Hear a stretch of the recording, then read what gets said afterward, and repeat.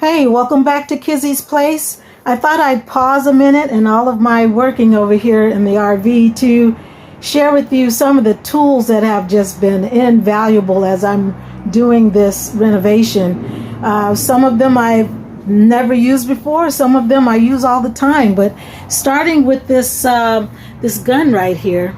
I'm not sure exactly what you call it, but it helps me to dispense the products like liquid nails and caulk and silicone out of these tubes into the places I need to make beads and and dispense the product. And it has some really cool things about it. Like on one side here, there's a little thing there. You can see it says spout cutter, place to cut the top of the tube off of. And then I learned too, because I was using a nail before, and I learned that's what this thing is for, is to poke a hole down in there to break the membrane inside of the tube. Now, everybody is probably familiar with these types of tools because we use them all the time. Got the screwdriver, which is good for screws. It's good for wedging things out and getting things out of cracks and crevices. And also the hammer, which I've driven so many finishing nails with that hammer. And as you can see, it's not fully depreciated yet because it's got that tape on it, but we're going to use it until we can't use it anymore. And then also I have this putty knife. I'm sure it has another name too, but it has a lot of purposes. You can use it as a wrench to loosen bolts, to pry things up. And also I've been using it to do spackling. And then of course there is the crowbar, which is, wow, who can do any type of demo work without a crowbar, right? I mean, you can pull out old nails and get into the tight places and rip out the wood. Perfect. Okay. Now this is the very first power tool that I ever bought. It is a Ryobi hand drill.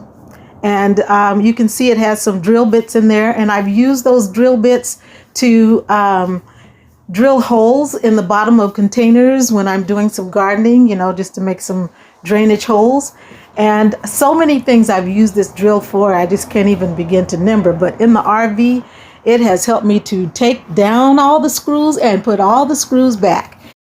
I have really gotten my money's worth out of this power drill. And finally, last but not least, is this guy right here. This is a new power tool for me. I heard so much about multi-tools and how helpful they are.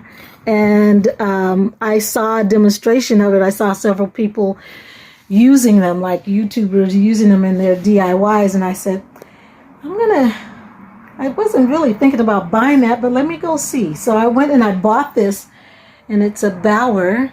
I got it at Harbor Freight, and I think it cost somewhere around $40.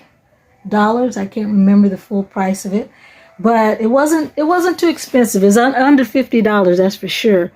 And when I bought it, I also bought another set of blades to go with it. This is my second time I'm on my second blade of this kind because I've been cutting everything using this multi-tool. I just can't sing the praises of this enough. This tool here has helped me to rebuild my slide out not once but twice, and also has helped me to fit all of those, cut all of these little pieces around my feature wall here with the cork. This is the second time I rebuilt that wall, and this time I decided I was going to put that cork on the wall to make it just give it a little bit more interest. And all of those small pieces, I used this tool to cut them to shape. So this guy here, I can't say enough about it. It's just a really good tool, and it's worth every penny that I spent on it. And I think it's really cool. So I just didn't want to stay on here long. I just wanted to show you some of the things I use to do the work here. Learning to use some power tools really saves a lot of money and keeps you from having to pay someone to do things that you can learn to do yourself.